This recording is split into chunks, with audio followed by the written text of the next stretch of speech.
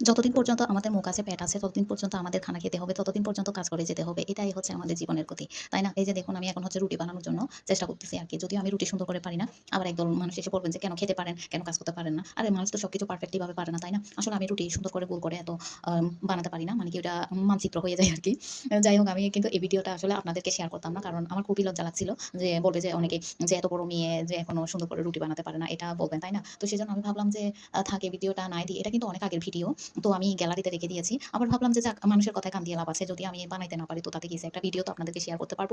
তো সেজন্য হচ্ছে আমি এই রুটি বানানোর টেকনিকটা একটু আপনাদেরকে শেয়ার করছি এই আরকি। আসলে এখানে ভিডিওতে একটু সমস্যা হয়ে গেছিল যে ভালো করে দেখা যাচ্ছিল না। তারপরেও কি করার?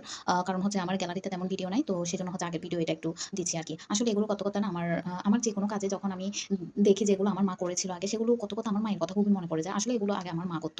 আমি শুধু জাস্ট হচ্ছে সেঁকতাম আরকি। যে তাওয়াতে দিয়ে আমি শুধু ছেঁকে নিতাম। ব্যাস এতটুকুই। আবার হচ্ছে আরেকটা কথা মনে পড়ে যায়। আসলে এক কথা থেকে অন্য কথা মনে পড়ে যায় সেটা হচ্ছে মরিচ। আমি কখনো মরিচ ভর্তা করতাম না বা পাটায় আমার মা না হলুদ মরিচ অনেক সময় আরকি প্রায় সময় আ বাজার থেকেও কিনে গুঁড়ি মরিচ খেত। তারপরেও অনেক সময় বাটা মরিচ খেত, হলুদ বেটে খেত। কিন্তু আমি কখনো এত বড় হয়েছি, ইন্টারে পড়েছি।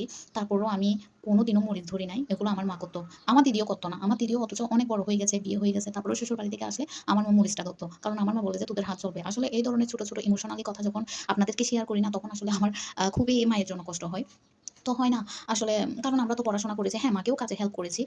তো সব কাজে তো আর মাকে হেল্প করতাম না। আসলে নিজে জানেন তো যারা পড়াশোনা করে হয়তো তারা পড়াশোনা নিয়ে ব্যস্ত থাকতো। তো ঐরকমভাবেই আমার একটা জীবনটা পার হইছে। আসলে সাংসারিকভাবে যে এত খুঁটিনাটি আমি ওইরকম কাজ করি নাই। কিন্তু তারপরেও যেগুলো করছি সেগুলো হচ্ছে মায়ের থেকে চোখ দেখার দেখা আরকি। আমার মা যখন অসুস্থ হয়ে গেছিল তখনই আমি টুকিটাকি সংসারের কাজ করতেছিলাম। কিন্তু তার আগে আমি আসলে রান্না-বান্না কিছুই করতাম না। এটা নিয়ে আমার ভাইও বলত যে, "তুমি তোমার মেয়েকে রান্না-বান্না কেন শিখাচ্ছ না?"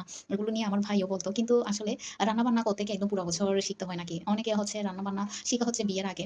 অনেকে এমনও তো আছে যে বিয়ের পরে শিখে। সত্যি কথা বলতে আমি সংসারের জিনিস সংসারের কাজকর্ম এগুলো আমি মায়ের কাছ থেকে টোটালি শিখি নাই। কিন্তু মা যেভাবে কাজ করত, মা আমাকে তখন বলত যে, "আমি কিভাবে করছি দেখ" বা এরকম করে বলত। আর হচ্ছে মজার ব্যাপার হলো কি যেদিন হয়তো ফ্রাইডে আমার একটু কাজ করতে মন চাচ্ছে, তখন মাকে বললাম যে, "মা আমি রান্না করে দেই।" আসলে মা যে কোথায় তেল রাখে, কোথায় মরিচ রাখে সেটাও পর্যন্ত জানতাম না। যে মাকে বারবার আমি ডাকতাম, "মা এটা কোথায়? মা ওইটা কোথায়?" কিন্তু মা আসলে বিরক্ত হয়ে যাইত। বলছে, "তোকে কোন কাজ করতে দেওয়া মানে হচ্ছে আমার হচ্ছে গলার পানি শুকিয়ে যাওয়া।" এরকম আসলে ঘ্যান, ঘ্যান করত। বলে যে, এত মানে কি জানতাম না মা কোথায় যে জিনিস রাখে, তেলের বোতল রাখে বা কোথায় রাখে এটা কোথায়, ওইটা কোথায় জিজ্ঞেস করতাম আরকি। তো মা বিরক্ত হয়ে যাইত। তো যার কারণে আসলে ওভাবে করে রান্না করে যাওয়া হতো না। আর হচ্ছে আমার হচ্ছে বিয়ের আগে হচ্ছে আমার সময়টা গেছে হচ্ছে হাই স্কুলে তো কোচিং সেন্টার, প্রাইভেট স্কুল এগুলো তো গেল।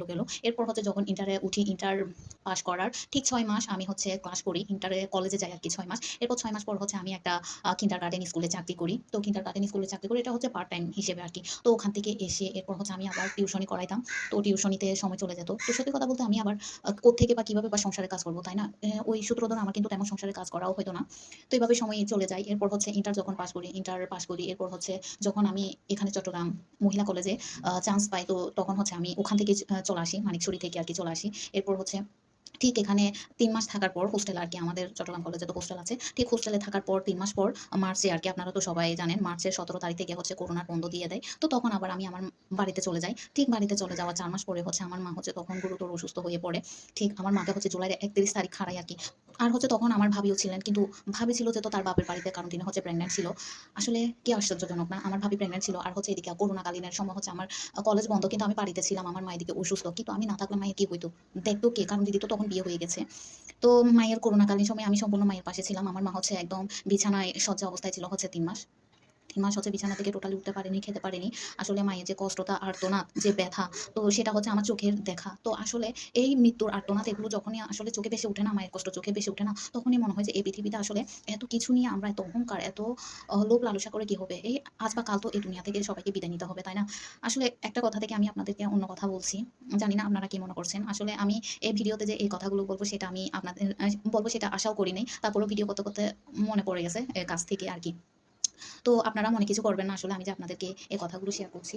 আর তাছাড়া হচ্ছে অনেকে ভাবেন যে আসলে অনেকে আমাকে বুঝতে পারে না যে আমি কি হিন্দু নাকি বড়ুয়া নাকি মারমা নাকি চাকমা। তো আমি আপনাদেরকে বলতে চাই আমার মা ছিলেন হচ্ছে বড়ুয়া, বাবা হচ্ছেন মারমা। তো আমরা ২ বোন ১ ভাই।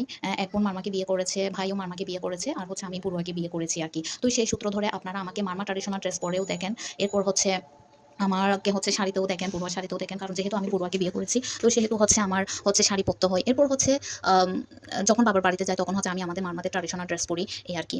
আম তো আমার হচ্ছে ২ টাই ভালো লাগে। আবার হচ্ছে অনেকে আছে না জাত-বেজাত নিয়ে আপনারা বিভিন্ন ধরনের কথা বলেন। বিশ্বাস করেন আমার ২ জাতই হচ্ছে আমার শরীরের মধ্যে বইছে, রক্ত বইছে। আমার বাবা হচ্ছে মারমা, মা হচ্ছে বড়ুয়া। তো হচ্ছে ২ জাতকে যখন কেউ কটু কথা বলে, হয় না? আমরা তো জাত-বেজাত নিয়ে হচ্ছে অনেক সময় কথা উঠলে উনারা এমন জাত, উনারা এমন জাত এরকম করে কথা বলি। আমার যখন বড়ুয়া জাতকে নিয়েও কথা বলা হয়, কটুক্তিমূলক কথা বলা হয় তখন আমার খারাপ লাগে। আবার মারমাদেরকে নিয়েও যখন কটুক্তিমূলক কথা বলা হয় তখন আমার খারাপ লাগে। কারণ যেহেতু আমার শরীরে ২ টা রক্তই বইছে, আমি সব জাতকে ভালোবাসি। আমি ছোট করে বলতে পারব না বড়ুয়া জাতকে, ছোট করে বলতে পারব না মারমা জাতকে। কারণ হচ্ছে আমি এটাই বুঝি সবার উপরে মানুষত্ব তাহার উপরে নাই। এটা একদম সঠিক কথা। আপনি যদি মানবিক না হন, একজন মানুষ হয়ে যদি মানবিক না হন, আপনি যদি জাত-বেজাত নিয়ে পড়ে থাকেন তাহলে এই পৃথিবীতে অশান্তি সৃষ্টি হতেই থাকবে। কখনো সমাধান হবে না। আর আপনারা একজন ব্যক্তির দোষ নিয়ে কখনো পুরো জাতিকে ব্লেম করবেন না। ঠিক আছে? একজন দোষ করেছে, তাকে দোষী করেন। তাকে মানে যাই বলেন, একজনের জন্য আমরা তো আর ১০ জনকে খারাপ বলতে পারি না। তো এটা একটু হচ্ছে আমাদের মাথায় রাখা ভালো আরকি। অনেক সময় হয় কি আমরা একজনের দোষের কারণে পুরো জাতিসত্তাকে হচ্ছে দোষ দিয়ে থাকি। তো এগুলো আসলে ভালো না। আমরা আমরা তো জানি বুঝি সবকিছু। তো এখানে হচ্ছে একজনের জন্য হচ্ছে আমরা কেন পুরো জাতিকে হচ্ছে দোষ দিব, তাই না? এটা তো হচ্ছে এক ধরনের অপমানজনক। তো এটা আমি যবে থেকে বুঝতে শিখেছি আসলে একজনের জন্য সবাইকে দোষ করা ঠিক না। তো তবে থেকে আসলে আমি এ ধরনের কথা বলি না। আগে হয়তো বলতাম না বুঝে। যেমন ছোটকালেও হচ্ছে অনেক এগুলো হচ্ছে ছোটকালের কথা আরকি, না বুঝে যা বলা হতো আরকি। কিন্তু যবে থেকে বুঝেছি যে মানবিক হওয়াটা কতটা জরুরি।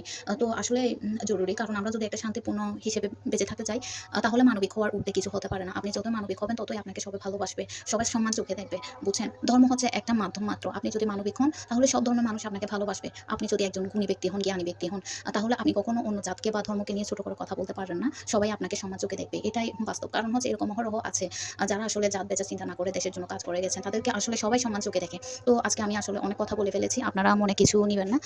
তো আসলে এগুলো আমি কাউকে উদ্দেশ্য করে বলি না। আসলে আমাদের আসলে মানবিক হওয়া দরকার। কারণ মানবিক হলেই হচ্ছে আমাদের মঙ্গল হবে। আমার মঙ্গল হবে, আপনার মঙ্গল হবে, সবার মঙ্গল হবে, সমাজ এবং দেশেরই মঙ্গল হবে। তাই সবাই মানবিক হন, সুস্থ সুন্দরভাবে জীবনযাপন করুন। তো যারা আমার এই ভিডিওটি দেখেছেন সবাইকে অনেক ধন্যবাদ।